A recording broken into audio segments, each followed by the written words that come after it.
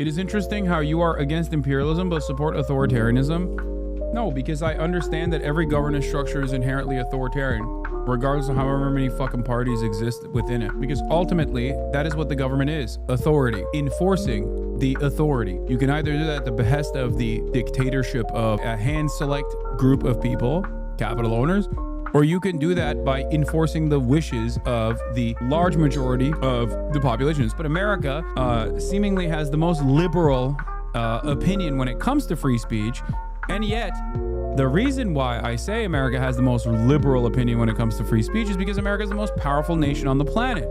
And the more they lose that grip of power, the more you will learn that free speech is not a right, but simply a privilege that the most powerful nation on the planet was able to maintain, and it's going away.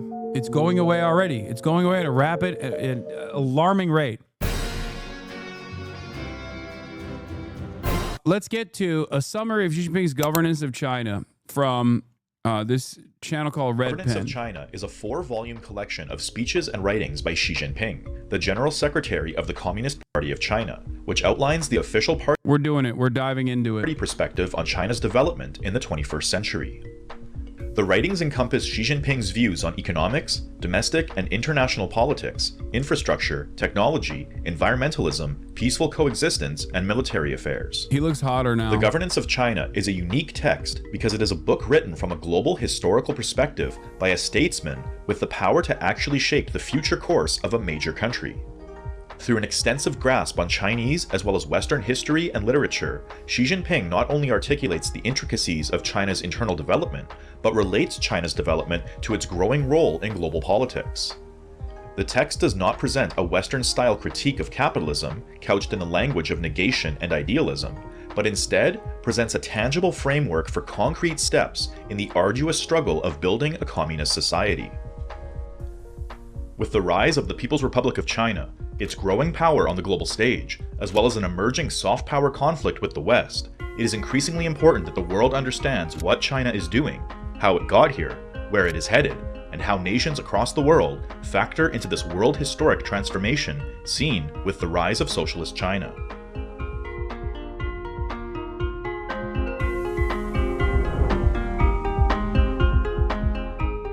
China's relationship to Marxism-Leninism began in the early 20th century during a time of significant social and political upheaval. The country experienced several major internal struggles for a long period of time, including the Taiping Rebellion in the mid-19th century, the Boxer Rebellion at the dawn of the 20th century, and the overthrow of the Qing dynasty in 1911. The fall of the Qing dynasty was followed by the fragmentation of China into regions controlled by warlords and the Kuomintang, leaving the country in chaos and vulnerable to foreign powers. It wasn't until the 1917 Russian Revolution that the Chinese saw a clear example of how Marxism-Leninism could be applied to overthrow a repressive regime and establish a socialist state. Inspired by the developments in Russia, Chinese intellectuals began to explore Marxism-Leninism as a solution to China's problems, which quickly led to the 1919 Democratic Revolution and the founding of the Communist Party of China in 1921. Mao Zedong, a key member of the party, Hot. Okay, 125 is better. 15 might be too fast. played a crucial role in adapting Marxism-Leninism to China's specific conditions and predominantly rural population. His interpretation of Marxism-Leninism, known as Mao Zedong thought, emphasized the potential of the peasantry rather than the proletariat as the revolutionary class, marking a significant departure from classical Marxism but demonstrating the flexibility of Marxist theory in different historical and social contexts.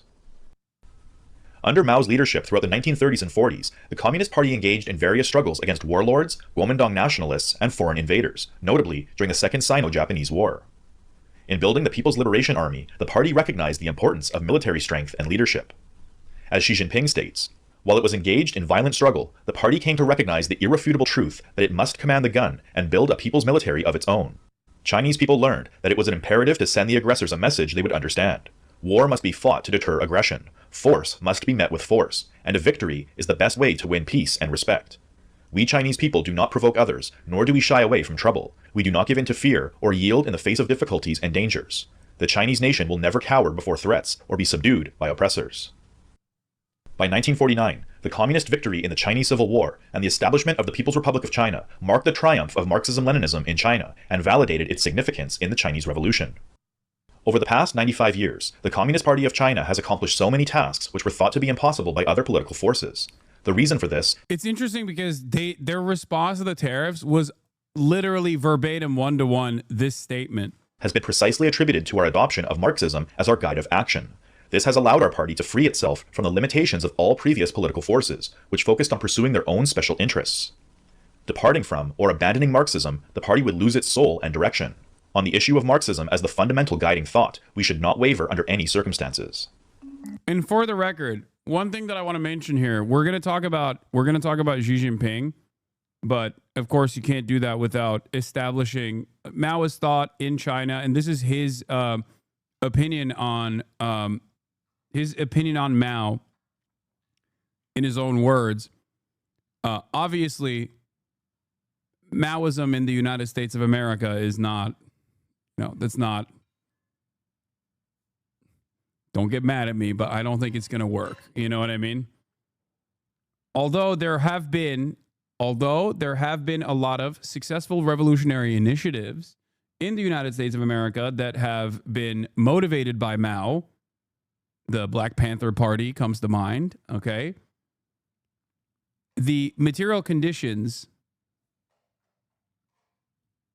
of the United States are not, it's just incredibly, I want to say difficult, but it's just not going to happen. It's just not a thing. We don't have that. The Iowa peasant Maoist revolution will happen. No, how dare you? One day. Following the death of Mao Zedong, Deng Xiaoping rose to prominence and initiated the policy of reform and opening up in 1978.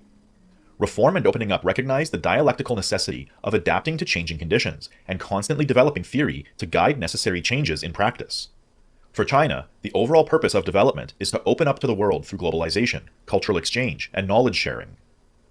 The process of opening up produces outcomes that cause changes in the social structure that require reform. Reform and opening up is therefore seen by the Communist Party of China as an ongoing and holistic process that will continue on indefinitely. Deng Xiaoping designed and led the Reform and Opening Up initiative and the modernization drive with a view to improving the well-being of the Chinese people, stressing on many occasions that poverty. You need to ask clip channels to upload to Bilibili, tons of views, lots of coins, high engagement, and the Chinese netizens glaze you like I've never seen before, calling you a wise foreign scholar who knows the real truth but is depressed that he is unable to change the course of history. That is... Dude, why do netizens talk like poets? The average, is it just like a translation thing? I don't understand. Anytime I read any Chinese netizen online, they all sound like fucking scholars, dude.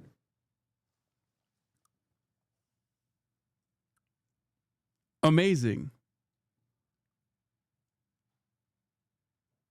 Poverty is not socialism. Socialism means I mean Mao Zedong thought. Eliminating poverty.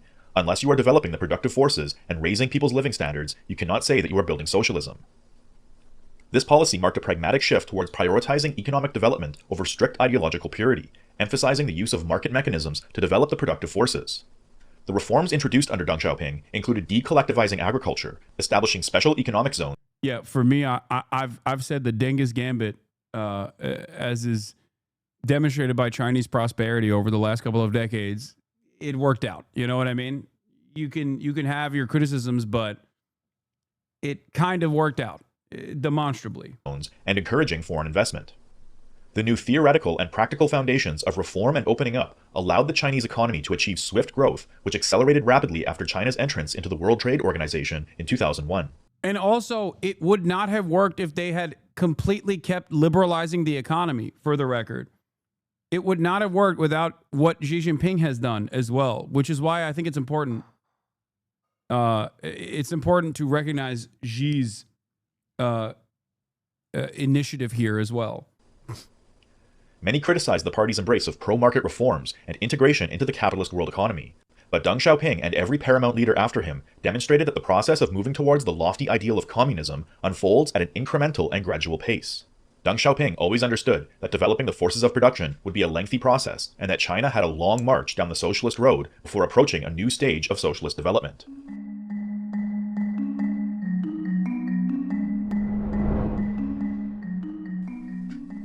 Reform and opening up catalyzed Chinese economic development, lifted hundreds of millions out of absolute poverty, and laid the groundwork for the development of what would become known as socialism with Chinese characteristics. Xi Jinping explains that this concept embraces a dialectical view of socialism that integrates the universal ideals of Marxism and socialism with China's unique historical and material conditions.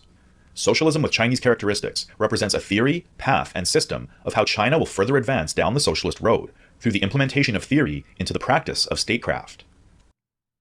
The evolving nature of the theory is based on the necessity of informing practice based on changing conditions and the needs of the people as a whole. Xi Jinping describes it as a holistic theory that conceptualizes Chinese society in its totality. Every institution, policy, campaign, and long-term plan is informed by the lofty goal of achieving communism, correcting erroneous views and decisions, and unifying all mindsets, policies, and measures to carry China beyond the primary stage of socialism.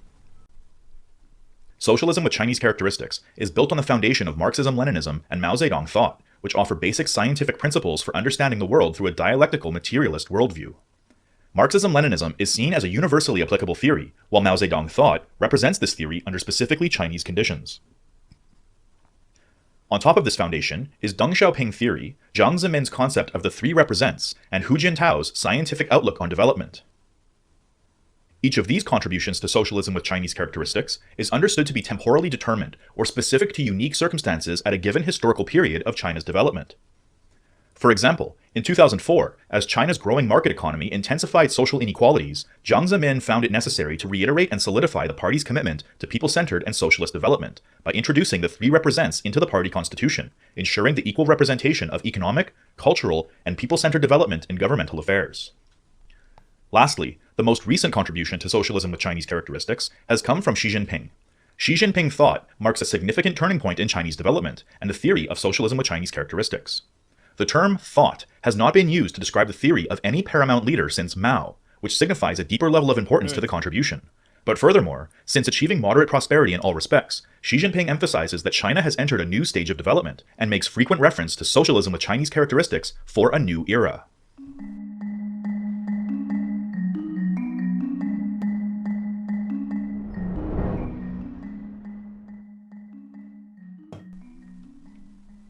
In 1997, Jiang Zemin introduced the concept of the two centenary goals: to achieve a moderately prosperous society in all respects by 2021, the centenary of the Communist Party of China, and to achieve a modern socialist country that is prosperous, strong, democratic, culturally advanced, harmonious, and beautiful by 2049, the centenary of the People's Republic of China.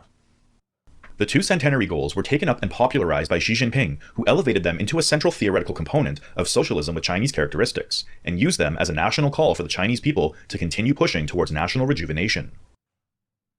Working towards moderate prosperity in all respects saw remarkable progress in poverty reduction. From the end of 2012 to the end of 2017, the rural poor population decreased by 68.53 million, or about 70%. On average, 13.7 million people were lifted out of poverty annually, which was more than double the annual rate of reduction during previous poverty reduction programs. By 2020, all people in these regions were guaranteed food, clothing, compulsory education, basic medical care, and safe housing. Poverty-stricken rural areas saw increased rates of growth, family disposable income, and basic public services. China's poverty alleviation achievements are the culmination of people-centered development and economic planning. Throughout the first several decades of China's reform and opening up, means of production were used to produce means of production in order to catch up with the West. However, with the achievement of moderate prosperity in all respects, China's high-tech sector is now quickly approaching and even surpassing the West, standing at the cutting edge of scientific and technological breakthroughs in the fields of AI, quantum information, mobile communication, blockchain, synthetic biology, gene editing, regenerative medicine, cosmology, robotics, and many others. Throughout the late 20th century, Chinese workers produced goods that were exported abroad rather than consumed at home. However, the economic success experienced throughout the 21st century has allowed for greater considerations to be made regarding people's well-being, the natural environment, and social justice. China's new economic strategy emphasizes high-quality development that is innovative, coordinated, green, open, and inclusive. As Xi Jinping says, we must put I cannot take any of this seriously. You cannot protest in China. You will get arrested if they don't like what you have to say. Just one example of how dangerous the Chinese government is. Any claims of socialism seem like straight up propaganda. I'd rather live there than the US, though.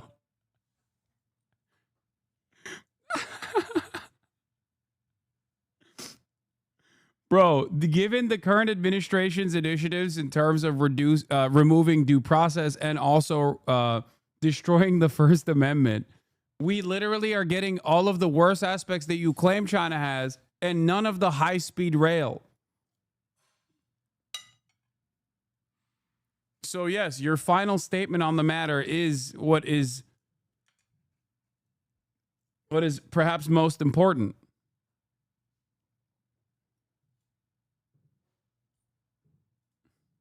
Put the people's interests first. Under no circumstances can we ever alter our standpoint of breathing the same air as the people and sharing a common future with them. Nor can we forget our purpose, which is to serve the people wholeheartedly. Nor can we discard the view of historical materialism that the people are the real heroes. Serving the people wholeheartedly and always representing the fundamental interests of the greatest possible majority of the people are the important preconditions and foundation for the implementation and development of consultative democracy. According to Xi Jinping, from 2021 to 2035, China will build on the foundations created by its moderately prosperous society with 14 more years of hard work to ensure that socialist modernization is generally realized. The party's vision is that by the end of this stage, China's economic and technological strength will have increased significantly, the rights of the people will be adequately protected, social etiquette and civility will be enhanced, people will lead more comfortable lives, the size of the middle income group will have grown significantly, a modern social governance system will have taken shape, and society will be full of vitality, harmonious, and orderly. Xi Jinping emphasizes that this process represents the movement towards the higher stage of socialism. Achieving communism is the highest ideal of the communist. I'm sorry. I do want to say, can you imagine Donald Trump writing 4 volumes on anything, really? Like actually him, even getting someone to dictate his thoughts about how we will move America into a transitional phase where America will become the manufacturing hub of the world, and how he's going to make capital owners collaborate with his agenda of prosperity. Like, motherfucker's barely literate. I still don't believe he knows how to read. That's just something. Yeah, art of the deal. I know. Our art of the deal, baby. That's his 4 volumes of Donald Trump thought, expanding on how to con better, which I guess is the capitalist version. It's a perfect representation of capitalism in and of itself, you know?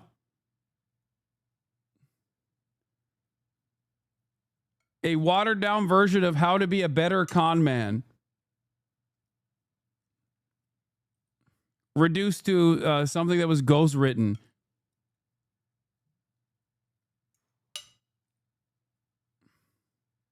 Party of China, and party members, particularly party officials, should maintain a firm belief in lofty communist ideals, along with the common ideal of building socialism with Chinese characteristics, and pursue them with dedication. Xi Jinping recognizes that capital still has an important role to play in China's modernization efforts, and encourages its orderly regulation rather than abolition. He says that after the launch of the reform and opening up, we broke free from a restrictive mindset on ownership and came to realize that capital, as a major factor of production, can serve as a tool for the market to allocate resources and an effective means to grow the economy. Yet we must be aware that capital is profit-driven in nature, and if unregulated and unconstrained, it will cause immeasurable damage to the economy and society.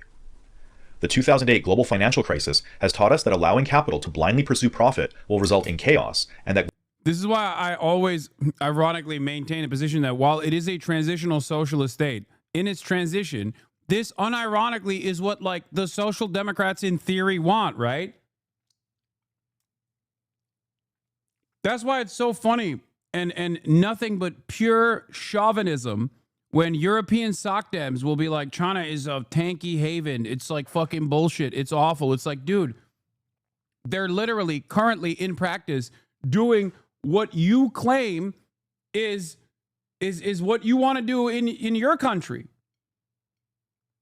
Obviously, there's additional safeguards beyond that.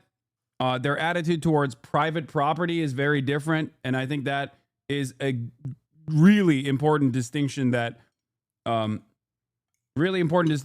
turns it into a transitional socialist state potentially, rather than simply one that wants to maintain a capitalist order of the economy. But in practice, In practice, this right here is unironically what sock dems claim they want, right?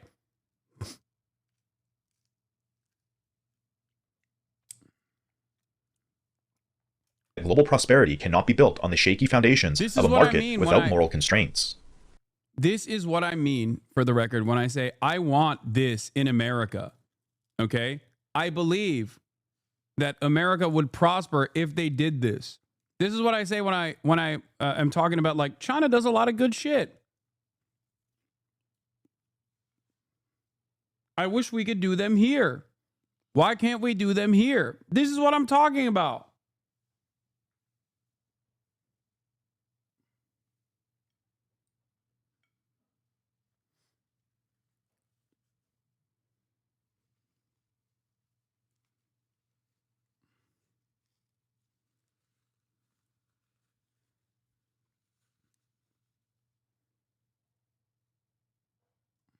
The growing gap between rich and poor is both unfair and unsustainable. It is important for us to use both the invisible hand and the visible hand to form synergy between market forces and government functions, and strive to achieve both efficiency and fairness. We must set up traffic lights for capital flows. Traffic on the road needs to be controlled with traffic lights. Likewise, capital also needs to be regulated. No capital of any type can be allowed to run out of control. We must prevent the unchecked growth of capital and combat monopolies, exorbitant profits, sky-high prices, destructive speculation, and unfair competition. We must reinforce effective regulation of capital in accordance with the law. The socialist market economy is law-based, and capital must operate in accordance with the law. Curbing the disorderly expansion of capital is not intended to deny its worth, but to ensure its orderly growth. To regulate capital, we should strictly enforce the relevant laws and regulations and improve those that are incomplete. We must support the healthy growth of capital through regulation and guidance. The 2021 centenary goal of achieving a moderately prosperous society in all respects was tied to achieving quantitative benchmarks in economic development, such as the elimination of absolute poverty, increasing the numbers of the middle class through elevated living standards, growing the GDP of the country through technological innovations and advancements, and closing the gap between rural and urban economies. However, after 2021, when these benchmarks had been surpassed, greater focus shifted towards qualitative standards, such as high-tech, people-oriented, and green development. Xi Jinping's vision for the future of China is of a green, environmentally sustainable, and beautiful nation, leading the world in sustainable technologies and development to move towards a model of ecological civilization. He explains the necessity of green development for China by pointing out that the total population of well-off countries in the world is about 1 billion. China has more than 1.3 billion people. If we are all to become modernized, the well-off population must more than double. If we were to consume as much energy and production in daily lives as the present well-off people do, all of the existing resources in the world would be far from enough for us. The old path seems to be a dead end. Where is the new road? This is ironically Matt Iglesias' thought right there, but sustainable.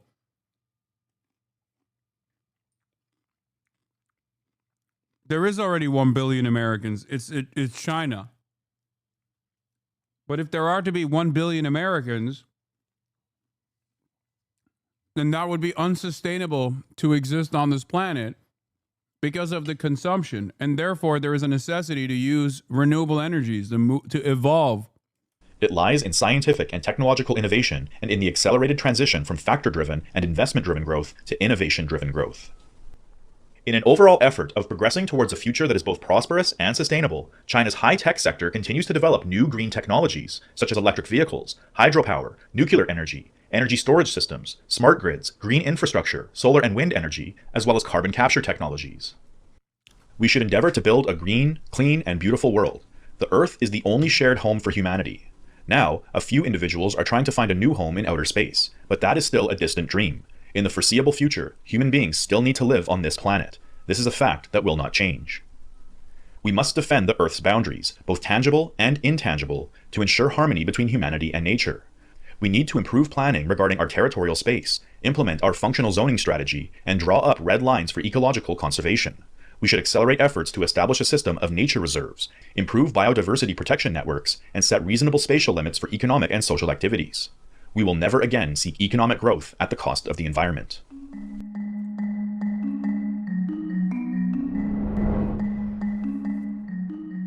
Bro, don't show this to fucking the Republicans. They're gonna tell you that climate change is a Chinese conspiracy.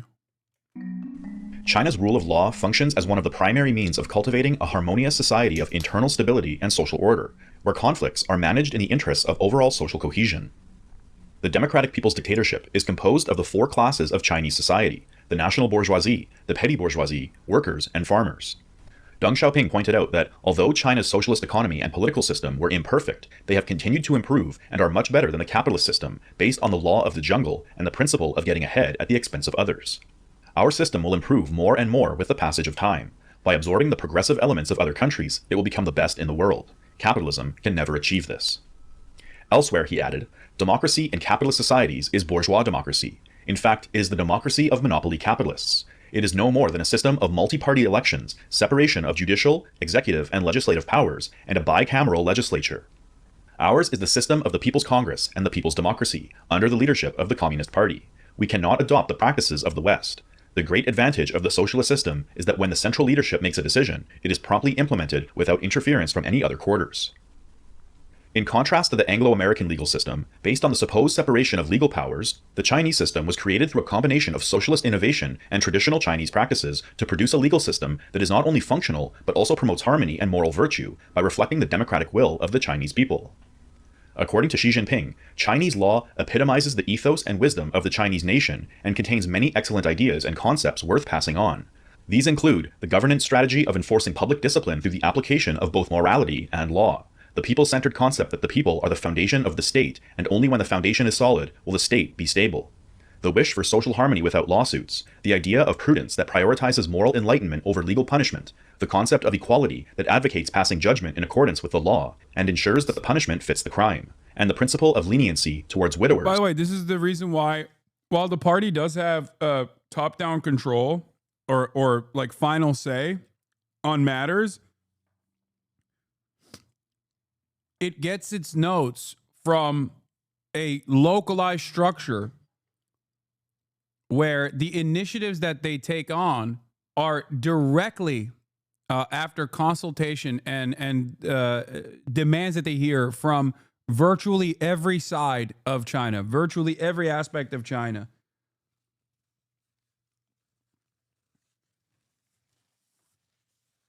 That's why you see the fucking People's Congress where like they come in from the people wearing like indigenous garb coming in from all over the place. Like the Cuban system has a similar, the Cuban structure has a similar, the Cuban government has a similar structure of governance.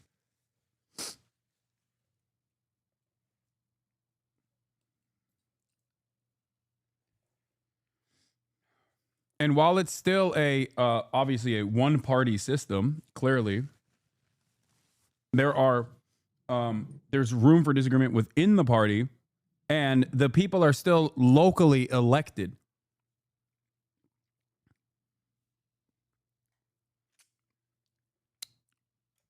Widows, orphans, childless couples, the elderly, children, women, and people with disabilities.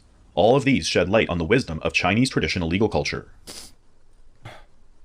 Despite the many examples of Chinese law reflecting the democratic will of the masses, Western critics insist on characterizing the Chinese system as authoritarian, framing China as desiring to expand its control outward. But Xi Jinping responds to these accusations by reiterating that China will never seek hegemony.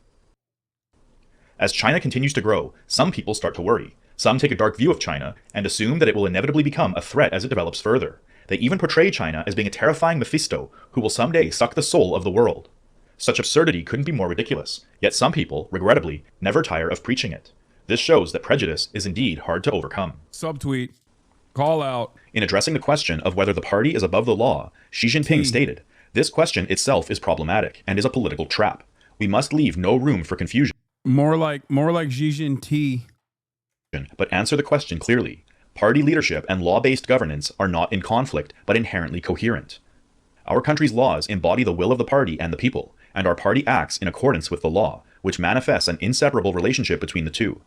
All party members should keep in mind that the party leadership is the soul of our country's socialist rule of law and the biggest difference between Chinese and Western rule of law."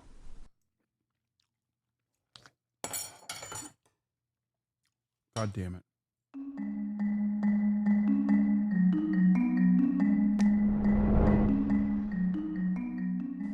China is the fourth largest country in terms of geographic territory, the second most populous country with 1.4 billion people, the world's second largest national economy, and it holds a permanent seat on the UN Security Council. Someone just said, this guy sure acts democratic, but doesn't allow elections. I like that we're watching an entire video about the Xi Jinping governance of China. And there are still chatters in here being like, no, they don't have elections. Yes, they do. Instead of having a fake duopoly, they have a one-party structure, but local elections are what matters in that structure. Of course they have fucking elections. It is pretty funny to have this conversation in the United States of America. Of course, it'll never not be funny because we very clearly have a bourgeois democratic process that does not reflect the interests of the citizenry, something that many of you are aware of. And that's why I always say America is a democratic country in theory, and yet not so much in practice, and that people have very understandable, very visible demands, and yet those demands are never reflected in the legislative body. And the legislative body itself has already been like destroyed of its power regardless. Multi-party parliamentary structures also run into the same issues as well, where there are socialist parties at the end of the day in said parliamentary structures, but they're usually junior coalition partners. And also on top of that, hold on, fuck, I'm spilling everywhere. There are still bourgeois democracies, and therefore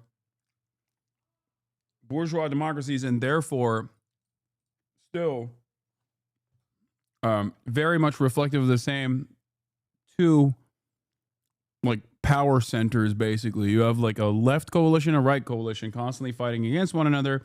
But when it comes down to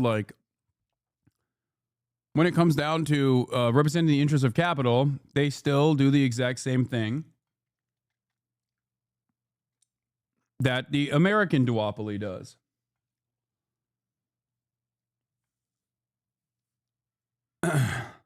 However, China's economic underdevelopment has historically hindered its ability to outwardly exercise power or influence.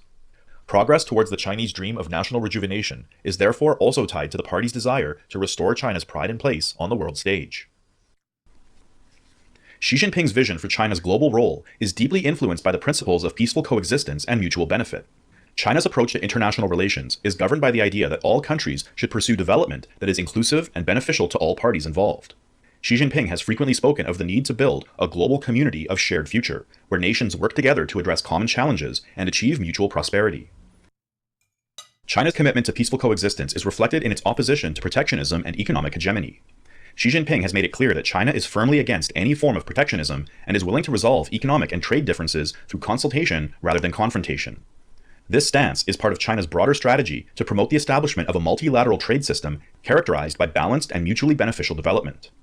By advocating for a rules-based international order, China seeks to ensure that global economic governance is fair and inclusive, allowing all nations to benefit from globalization.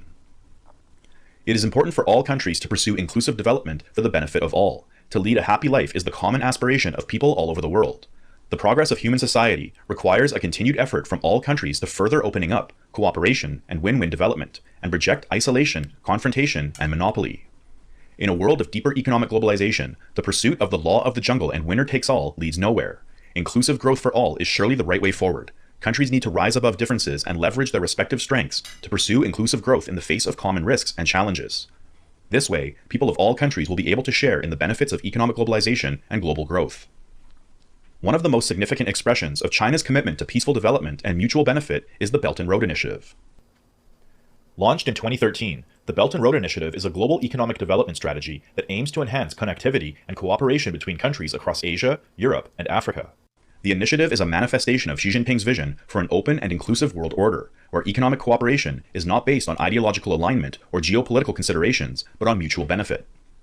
China has grown from a poor and weak country to the second largest economy, not through military expansion or colonial plunder, but through the hard work of its people and their efforts to uphold peace. China will never waver in its pursuit of peaceful development. No matter how strong its economy grows, China will never seek hegemony, expansion, or spheres of influence. History has borne this out, and will continue to do so. We will not, however, accept condescending sermons from those who feel they have the right to lecture us. China shares a common destiny with all third world countries. China will never seek hegemony or bully others, but will always side with the third world, and China will oppose any forms of hegemony and safeguard world peace. Xi Jinping has repeatedly emphasized that the Belt and Road Initiative is not a geopolitical or military alliance, but an economic initiative aimed at fostering global development. The Belt and Road Initiative was launched in response to the call for reforming the global governance system. It is an open and inclusive process that does not exclude any party. It is not designed to form an exclusive bloc or China club. Its participation is not based on ideology, and is certainly not a zero-sum game. Any country that wants to participate in this initiative is welcome to do so. China's approach to international relations is also characterized by a strong commitment to the principles of non-interference and respect for sovereignty. Informed by its own historical experiences under foreign domination, China is acutely sensitive to the rights of other nations to self-determination. This sensitivity is reflected in China's adherence to the 5 principles of peaceful coexistence: mutual respect for territorial integrity, mutual non-aggression, non-interference in each other's internal affairs, mutual benefit, and peaceful coexistence with regard to ideological differences. We have never abused, oppressed, or subjugated the people of any other country, and we never will. By the same token, we will never allow any foreign force to abuse, oppress, or subjugate us. Anyone who would attempt to do so would find themselves on a collision course with a great wall of steel forged by over 1.4 billion Chinese people. Big countries should treat smaller ones as equals instead of acting as hegemons, imposing their wills on others. A country cannot have security while others are in turmoil, as threats facing other countries are likely to haunt it too. When neighbors are in trouble, instead of strengthening one's own forces, one should extend a helping hand to them. As the saying goes, united we stand, divided we fall. All countries should pursue common, comprehensive, and sustainable security through cooperation. For all the rhetoric about a clash of civilizations or the superiority of one civilization over another, it is the diversity of civilizations that sustains human progress. Indeed, mutual learning between different cultures is a shared aspiration of all peoples.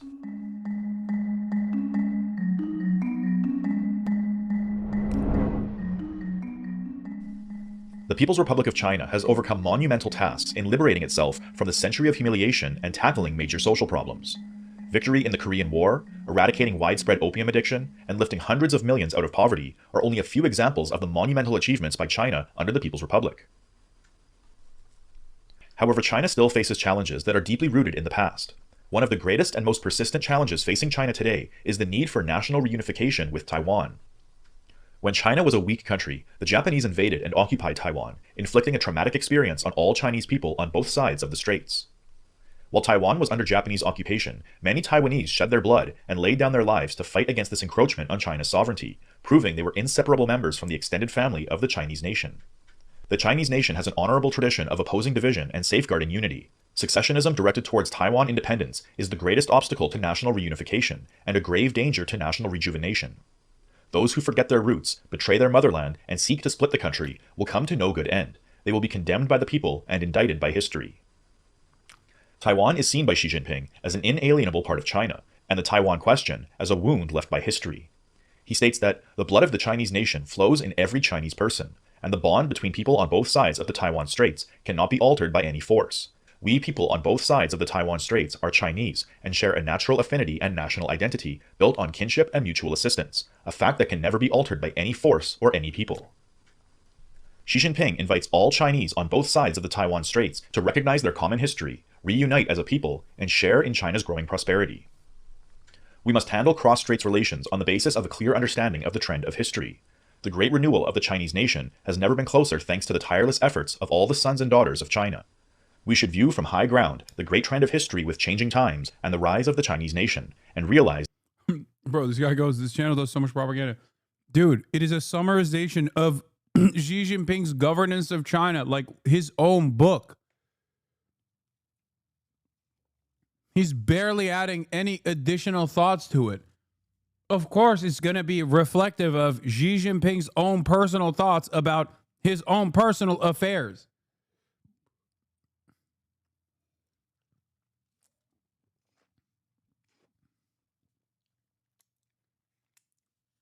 It's so funny when people just go like, oh my God, I can't believe Xi Jinping wrote his own thoughts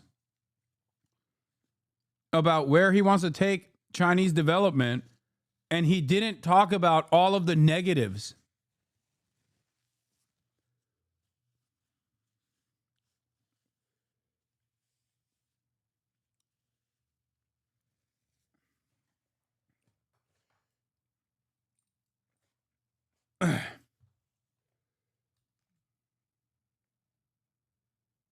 It's so funny. Every time we talk about China, chatters forget that like they're human beings that have the capacity to also exaggerate or be biased. Like the concept of someone writing a book about themselves all of a sudden is elusive to the average chatter because it's a Chinese person that wrote a book. It's the same as like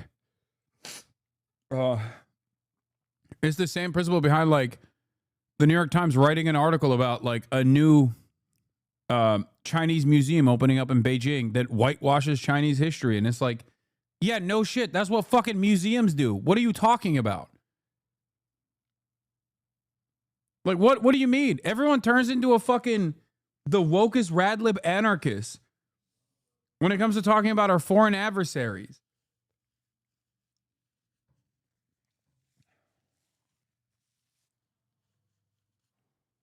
This isn't to say that it's right or appropriate, but just, you know, match it with the same energy that you have for American governance. Ugh.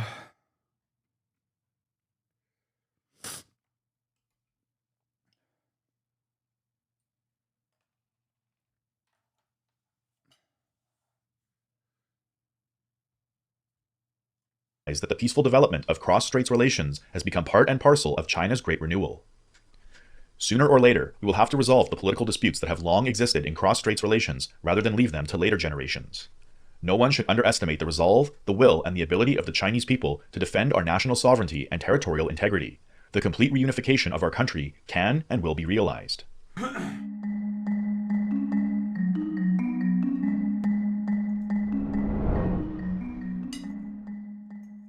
While historic challenges such as This right here is the most significant factor of Xi Jinping thought, or rather his actions. Look, I am but a mere peasant when it comes to understanding 5,000 years of Chinese tradition. But from what I have seen with my limited capabilities as a Westerner pig, an Angloid, if you will, this aspect of Xi Jinping's governance has been perhaps one of the most consequential. A lot of people will look to this and say, oh, it's because he like eradicated dissent within the party structure. But in fact, I think that the downsides of liberalization created the predictable capitalist forces gaining as much power as possible, as is the case in social democracies. When capitalist forces get more favor and more leverage and more power, they inevitably enact their own personal agendas that undermine the direction of an entire nation state like China trying to become a transitional socialist state. One of the most consequential parts of Xi Jinping's agenda was to make sure that all of the dissenters within the party that benefited from the bounties of liberalization would have to forcibly get back into the party structure. And if they did not play ball, then they would lose out on their wealth. Because unchecked greed of this sort, of course, is going to inevitably cause the same austerity principles, the undermining of the democratic agenda, the undermining of the people's will, as you have seen over and over again in social democracies in Europe. National reunification continue to persist from the past, the new era is also giving rise to new challenges. Perhaps the greatest and most threatening problem confronting China in the new era is the threat to the Communist Party's authority amid the growing economic power of the national bourgeoisie. Yeah. If the economic power of the national bourgeoisie is translated into political power, it threatens to strengthen counter-revolutionary tendencies and drag the country back into factionalism, violence, and chaos. Therefore, the party keeps tight controls and regulations on the economic power of the national bourgeoisie in order to suppress its political power. This is also why Xi Jinping frames corruption as an existential threat facing the party. The biggest threat our party faces as a governing party is corruption. Facts prove that if corruption is allowed to spread, it will eventually lead to the destruction of a party and the fall of a government. In combating corruption and upholding integrity, we must also oppose ideas and practices smacking of privilege. members of the Communist Party of China are at all times ordinary members of the working people. Party members are only entitled to some personal benefits and job-related functions and powers prescribed by law and policies, and must not seek any personal gain or privilege over and above those. Combating corruption means upholding the party's commitment to the people and the high ideals of communism. The party came to power through unwavering dedication to the people, demonstrating unparalleled sacrifices in serving their interests. And today's leaders have large shoes to fill in upholding the legacy of the party and continuing the long march down the socialist road. Through China's revolution, development, and reform, innumerable party members laid down their lives for the cause of the party and the people. What supported them was the moral strength gained from the utmost importance they attached to their revolutionary ideals. Some are skeptical about communism, considering it a fantasy that will never come true.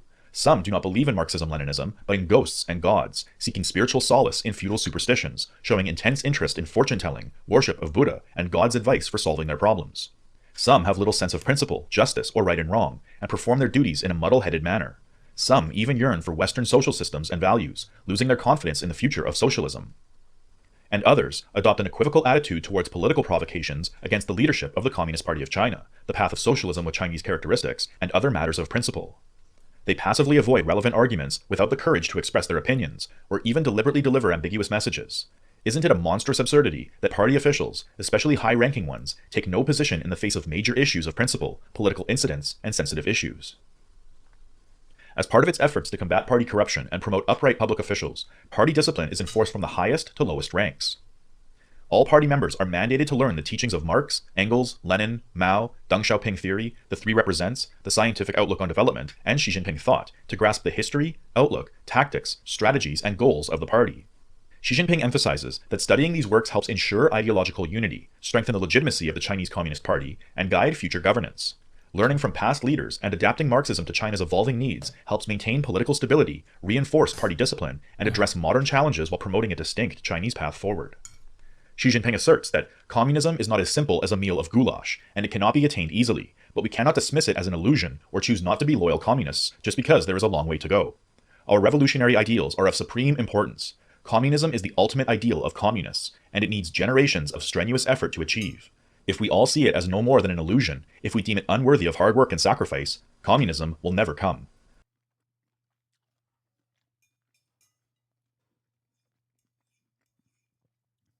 Society never prospers.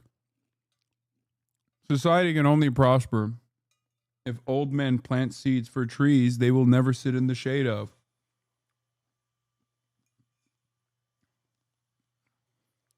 You must always continue to push society forward in the direction where you know the outcomes will be beneficial for all people, not just the hand-selected few. Today's failures should not take away from your revolutionary optimism. What we do today in upholding and developing Chinese socialism is the real effort towards the ultimate ideal. Revolutionary ideals are more important than anything else. The party is called the Communist Party of China because since day one, our party has made communism its highest ideal. The reason our party is able to rise again and again through hardships and adversities is because the party has always held on to this great ideal and aspiration. In addition to the Chinese classics of Marxism-Leninism, members of the Communist Party are also encouraged to gain an appreciation of the best traditions of Chinese thought, such as Confucianism. Confucian ideals of ethical leadership, moral governance, and social harmony align well with the party's focus on integrity, particularly in regards to anti-corruption efforts. Xi Jinping sees Confucianism as complementary to the larger framework of socialist governance, integrating it into a larger Marxist framework and worldview. But Xi Jinping further argues that it is necessary to study the great teachings of other cultures as well. The Communist Party of China was conceived based on a European critique of capitalism and a Russian example of revolutionary struggle. Therefore, the ideological foundation of the Communist Party of China is firmly grounded in the works of foreign cultures. Xi Jinping argues that it is necessary for China to continue learning from other cultures, but warns of the danger of becoming overly subsumed by Western influence. A number of people, even including some party members, cannot see the underlying dangers of accepting the universal values that have developed in the West over hundreds of years, along with certain Western political dogma. They argue we need not reject them since we would not suffer any significant harm by accepting them. Some even regard Western theories and discourse as the gold standard and thus unconsciously become trumpeters of Western capitalist ideology. Studying Marxist classics, the theory of socialism with Chinese characteristics, the great works of traditional Chinese culture, as well as the worldly literature of other civilizations, is necessary for cultivating strong socialist values and practices. Xi Jinping explains that the core socialist values that we should cultivate and practice are prosperity, democracy, civility, harmony, freedom, equality, justice, the rule of law, patriotism, dedication, integrity, and friendship. This not only means adhering to the constitution, direction, and strategy of the party, but going beyond what is required through a sense of patriotic and socialist duty in contributing towards national rejuvenation. The ideal party official is honest, well-read, incorruptible, pragmatic, and unwavering in his or her commitment to the lofty goal of achieving a communist society. However, only a small minority of party members approach this high standard. Some party officials have learned socialist theory by rote and don't have a firm grasp on how their role relates to the broader social totality. Some party officials said, some of y'all only learn socialism through memes. Democracy, he made himself premier for life and changes the constitution to remove term limits. Oh my God, bro. Hello? It's a one-party structure regardless. That's just not how Chinese democracy works.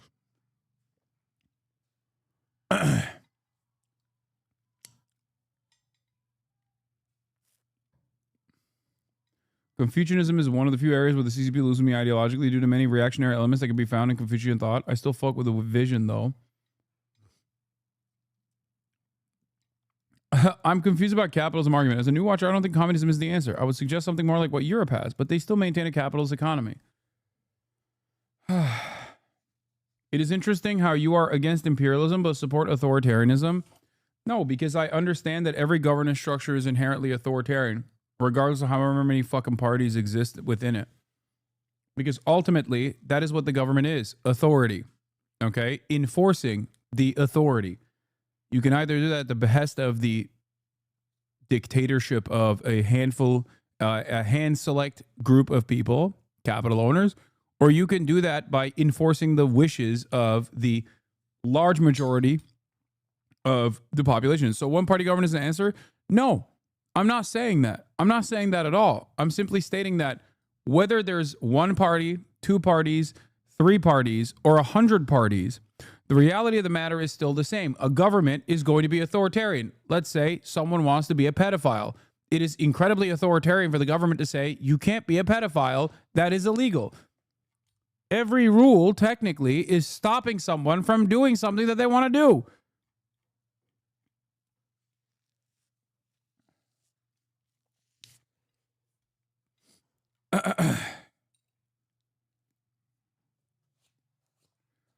The government is a mechanism of authority.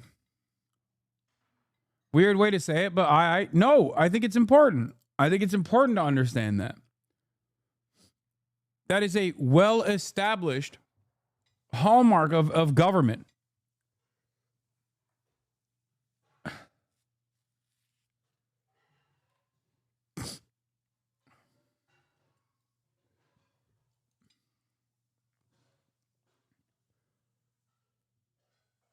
So authoritarian in this sense,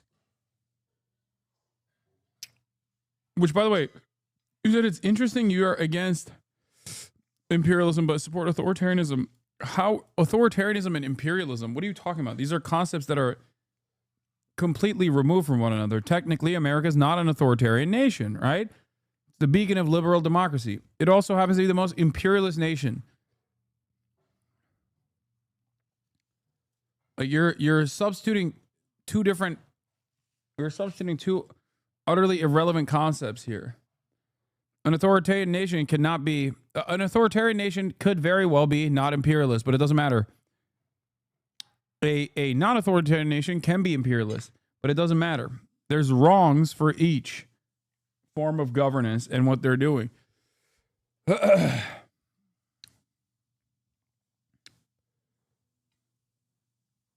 Simply join the party as a means of advancing their careers in the public sector. Others have become complacent, having given up on the prospect of ever achieving a communist society and simply go through the motions. Still others seek to do the bare minimum to get by and avoid making any difficult decisions for fear of being scrutinized and pass the buck down to lower officials.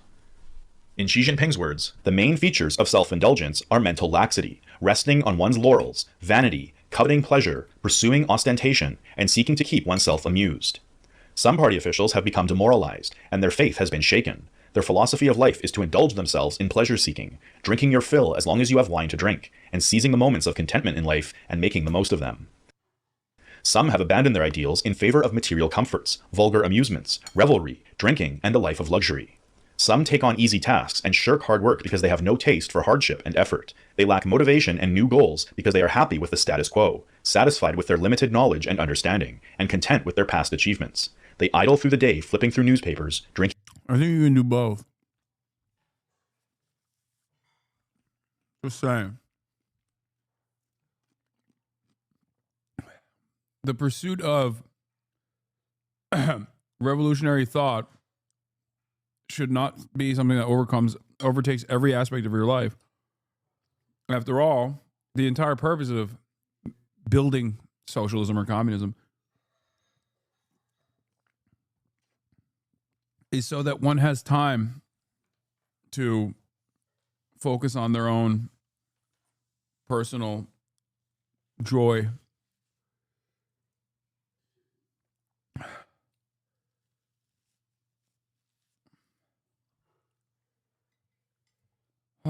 Drinking tea and chatting, their gaze wandering abstractly because they have no purpose.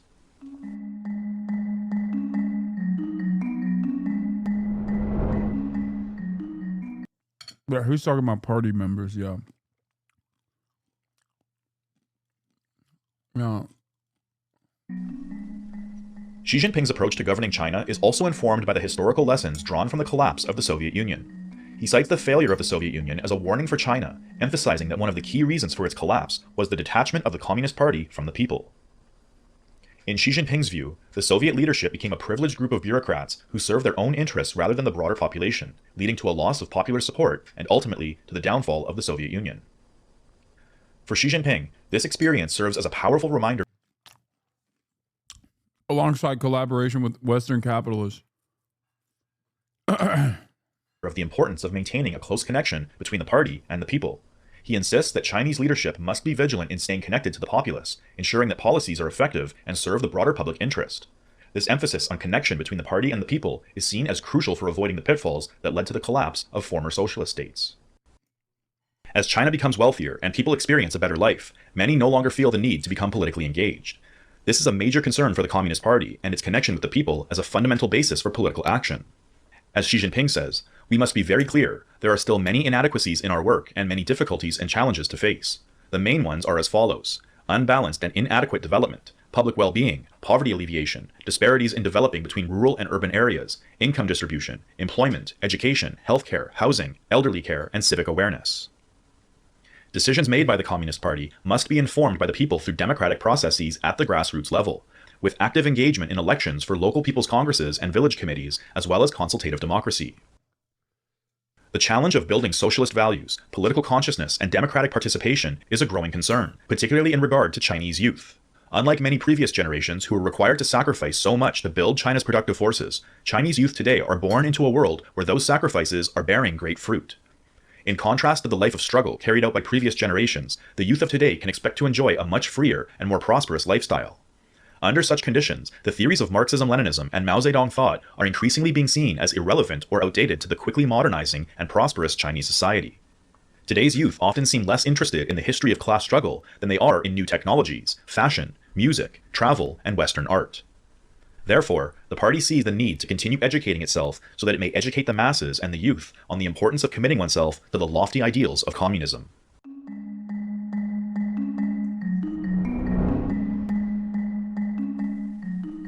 The emerging digital realm is one new area of social life that is giving rise to novel social problems. China has more netizens than any other country in the world, and the Communist Party of China encourages them to use the internet as a tool to represent Chinese culture abroad. The rapid technological development seen in the digital realm has opened new opportunities, but has also opened communication networks. She said, I'm a poster. He said, let a thousand flowers blossom. But this time, not as like a meme or not as a way to squash dissent. He said for real this time. Let it blossom like for real.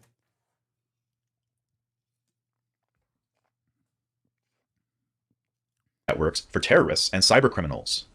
The internet cannot be a lawless place. The use of the internet to advocate the toppling of the government, preach religious extremism, or incite separatism and terrorism must be resolutely prevented and punished. Under absolutely no circumstances can such activities be allowed. Yeah, this is the aspect of Xi Jinping governance that clearly I have issues with. But who the fuck am I? I'm just a Western chauvinist pig living in a country that's black bagging political dissent currently, including my kind of political dissent. So, to go unchecked. Digital platforms have also introduced the problem of online circulation of disinformation. Despite the many historic achievements in advancing human rights and the well-being of the people, the Communist Party of China frequently... This part, not so wrong. This aspect of it, perhaps, kind of forward-thinking. You know what I mean? The misinformation side frequently comes under attack. Every new day that I spend on Twitter is another day where I kind of understand the firewall.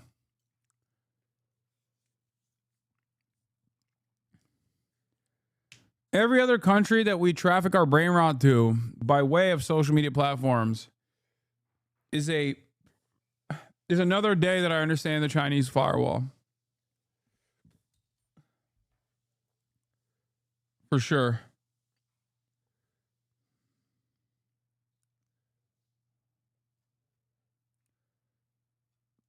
By Western powers through disinformation channels such as Radio Free Asia.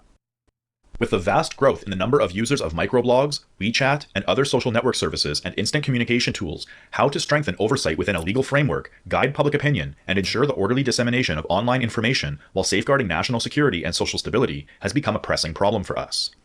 A sound atmosphere for the expression of opinion online does not imply that there should be only one voice and one tune. Rather, it means that people are not permitted to conflate right and wrong, circulate rumors, cause trouble, violate the law, or commit crimes. It means that people cannot overstep the boundaries of the Constitution and other laws.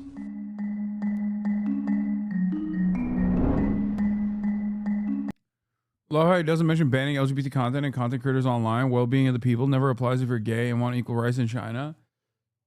I mean, there's many gay celebrities. Like the most famous woman in China is literally trans. Like, you can be gay on Chinese social media. The fuck? Have you been on Xiaohongshu? They are gay as fuck over there.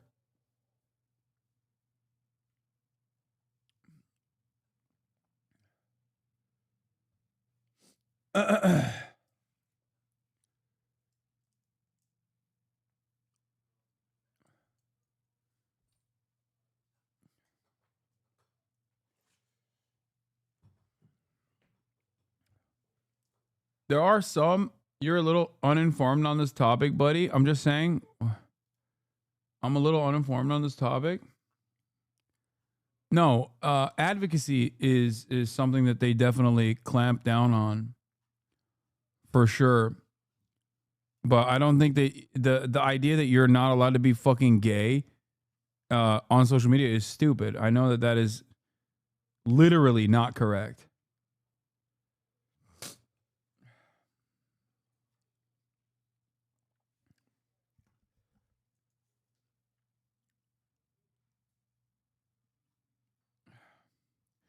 Arcane China, that's so funny.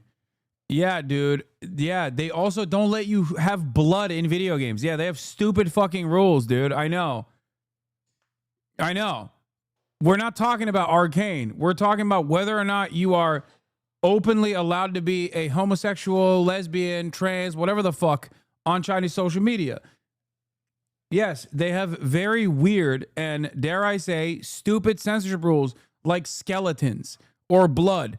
You can't have fucking blood in video games in China. You also cannot have, I believe it was skeletons too. There's like weird rules. For sure.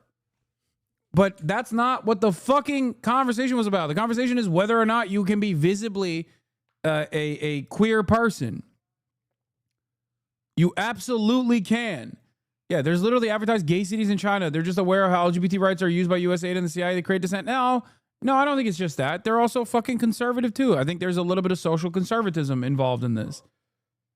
It's not just like USAID uses gay advocacy, which is true. They do that for sure. Like civil society organizations in an effort to destabilize countries. They do that 100%.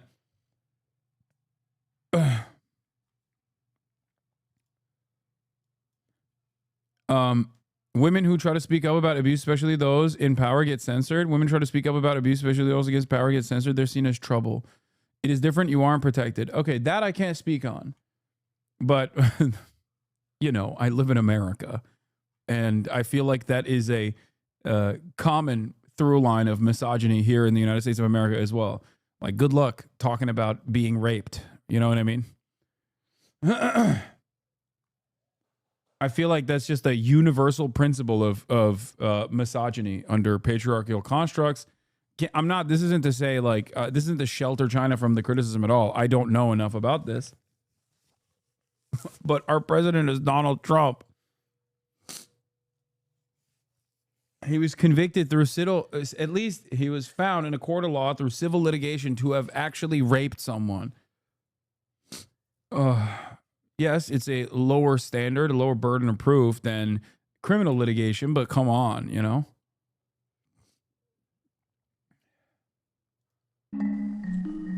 China's economic development has been a driving force in the creation of an emerging multipolar world. This global shift in the redistribution of economic power can be seen in the flourishing development. Not like trans women are protected in the U.S. either. Chinese trans people can change their ID. Americans cannot. I know. As in the last Trump administration, also, we reversed some of the civil liberties, the remaining civil liberties that trans people had over here, as opposed to the Chinese trans population that now unironically outflank us on that too. So that's like another incredibly sad situation for how dire things have become here in the bastion of liberal democracy.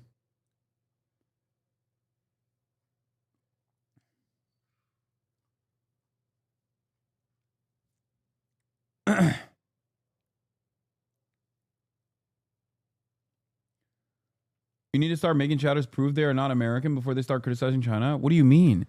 It's not just America. This is not just an America problem. This is a fucking Western world problem. This is a Turkish problem. This is a problem everywhere. There's issues in China just as there are issues everywhere around the world, chat. This isn't to say that like these issues in China are irrelevant or that China is perfect. Far from it. No country is. My point, however, is always the same, which is that when you look at Chinese governance, and you apply an incredibly critical lens that you do not apply to your own state, it rings hollow. Some people apply that critical lens to their own state, but then apply extra critical lenses to the Chinese state. You have to match what a major power is doing around the globe to the other major power. If we're setting the standard of violence, we have to look to the United States of America.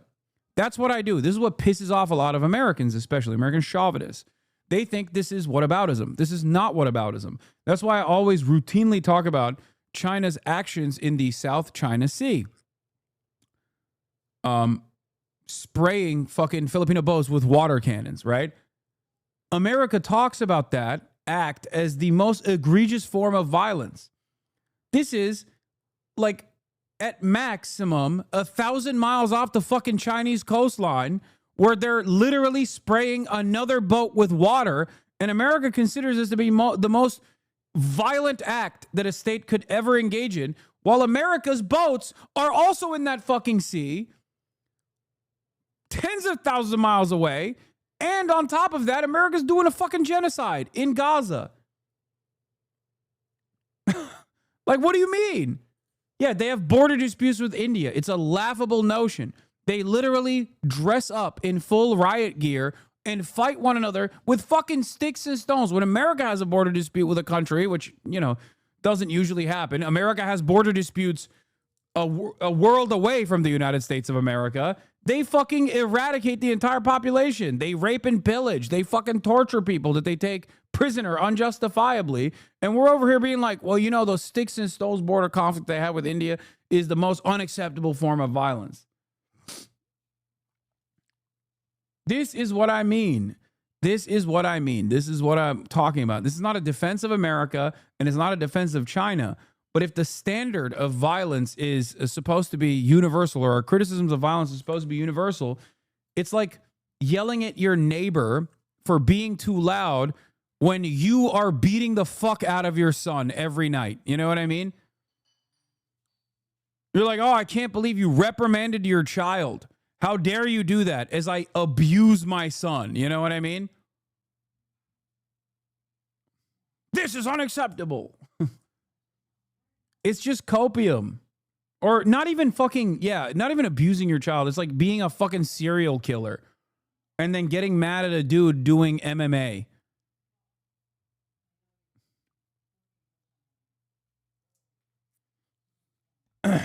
What is this? Gay marriage acceptance by country? 43, 39, 20% support some rights. What is this? What is, oh, the acceptance? Ipsos more urban educated than representative. I'm confused about this. 39, 20% support some rights, 18% not sure, 56% against. Wait, this is the worst way to look at this data. I'm so confused.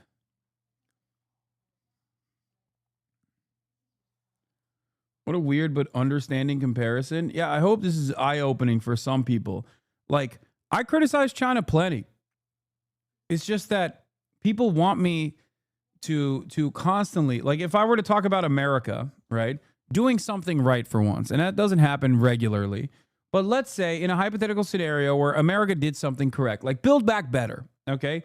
Every conversation has to start off, if I were to talk about America like I talk about China, like the expectation of how I'm supposed to talk about China, okay, I would have to literally start talking about Build Back Better and immediately go chattel slavery, indigenous genocide, okay, Biden's crime bill.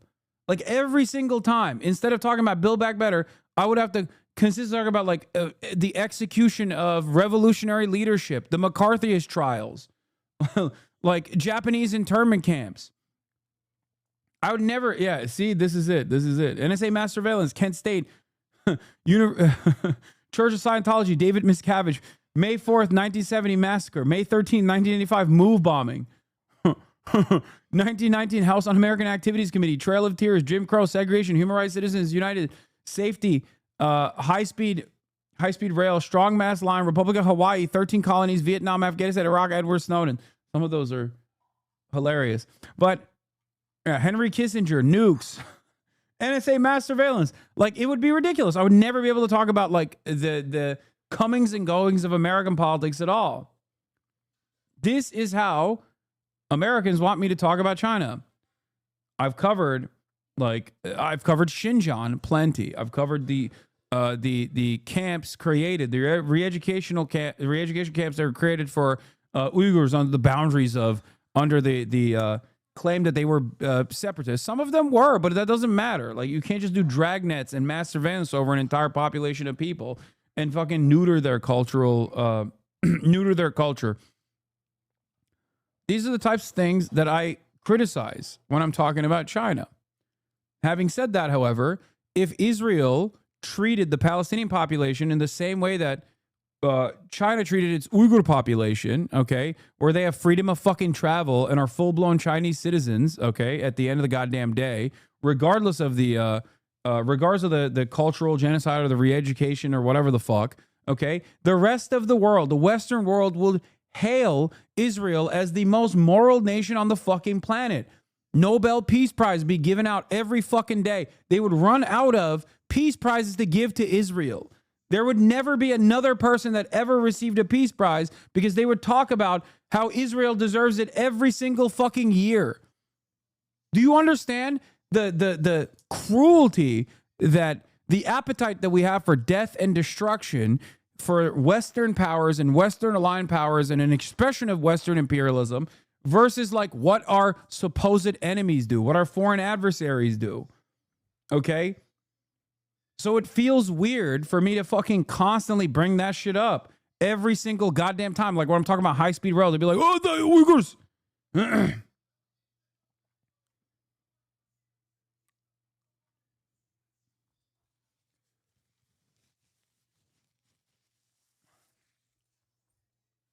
That's it.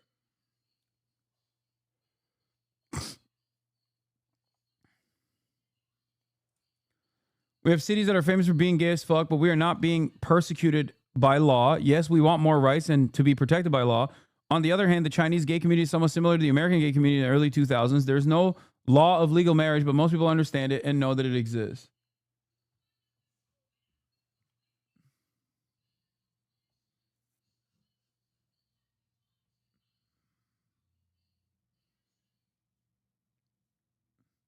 I'm not saying this is the case since you know more than me, basically all Western people, but do you think the warts of the West are more evident because you live here? Regardless, I don't think it's a matter since America is such a cancer on the world that they're just horrendous.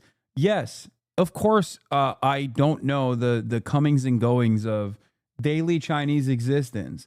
I can simply look from afar, talk to Chinese people, and learn about what the struggles are. Okay, we'll learn what the areas of need are.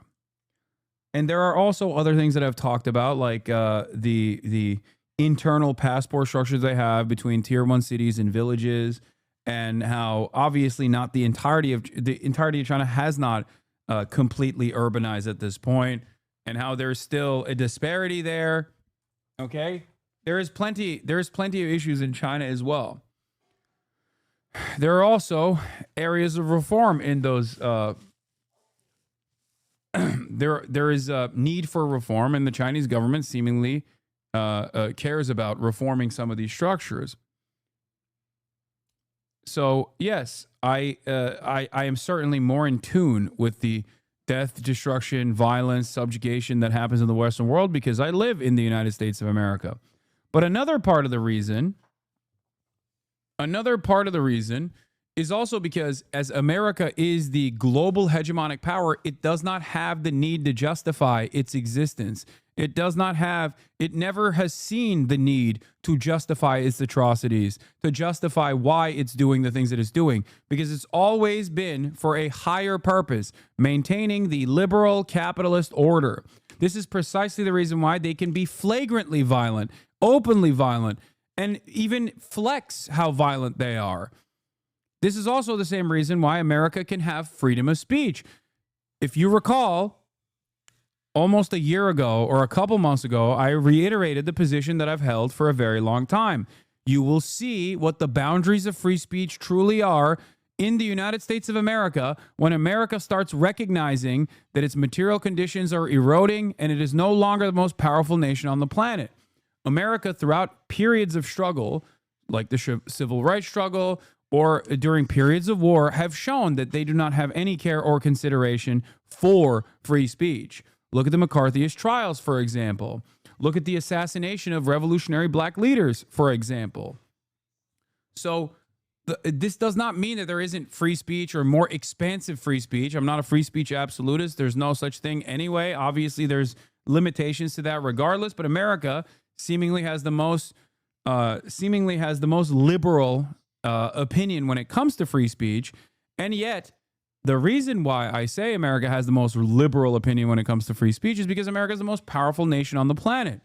And the more they lose that grip of power, the more you will learn that free speech is not a right, but simply a privilege that the most powerful nation on the planet was able to maintain. And it's going away. It's going away already. It's going away at a rapid, alarming rate. Something that I actively fight back against.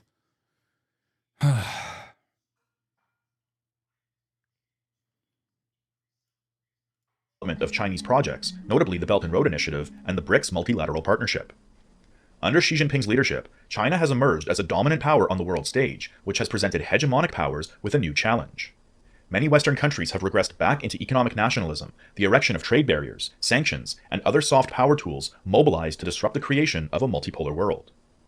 But as Xi Jinping asserts, whether you like it or not, the global economy is the great ocean from which you cannot escape.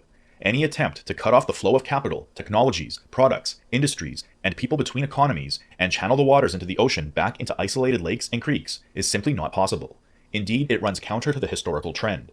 The history of humanity tells us that problems are not to be feared. What should concern us is refusing to face up to problems and not knowing what to do about them. The persistent...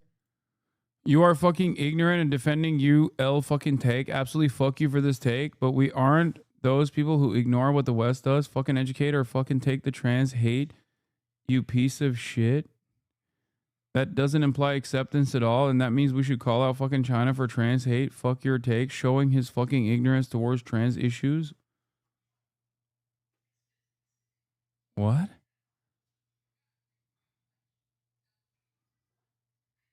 What is going on? Calm down. What?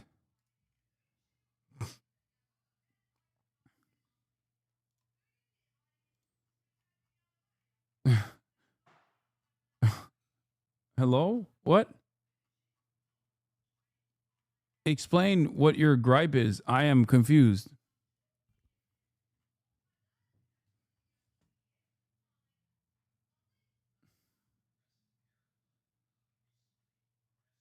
we must nuke China to liberate the trans community of China. What is happening here? The Chinese nation does not like her. She talked about it often. You are wrong. You fucking can't. The trans woman you were talking about was almost thrown out. She talked about it and how it's okay to be a femboy, but not actually fucking gay or trans. You are wrong here. You are fucking playing it down, and that's a problem. Fuck you for this take. China hates trans and queer people. Like, fuck America, but don't claim China is good to queer people. I didn't say that China is good to queer people. I just said that given this current administration that I suspect you live under and its initiatives against trans people, China is now better to queer people, including trans people, than the United States of America is.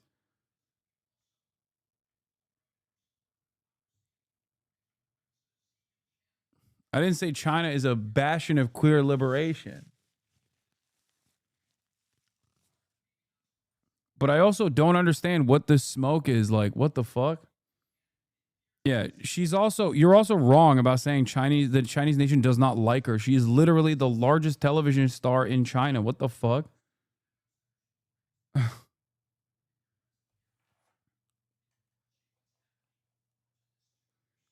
Like, not every country is like Thailand, all right? You know, which is objectively the gayest nation. Objectively, the most pro-queer country on the planet. It's true. Woke land.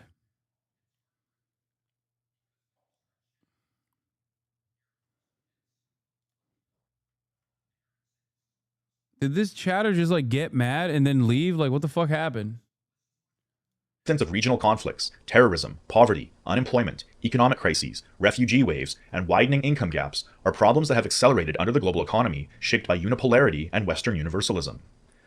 But these problems are not inevitable outcomes of economic globalization. Rather, they are the consequences of excessive pursuit of profit by financial capital and the grave failure of financial regulation. War, conflict, and regional turbulence have created many problems, and their solution lies in making peace, promoting reconciliation, and restoring stability. Simply blaming economic globalization for the world's problems is neither consistent with reality nor helpful in finding solutions. Xi Jinping sees a bright future for China, enabling it to play a role on the world stage to promote peace and cooperation among multiple poles of power, rather than domination and submission to a single one. I have made it clear again and again that China's door will never be closed. It will only open even wider. China will never waver in its effort to pursue high-quality opening up. China will never falter in its efforts to pursue an open world economy, and China will never relent in its efforts to pursue a global community of shared future. This was a great video. I didn't know this channel existed, but I like it.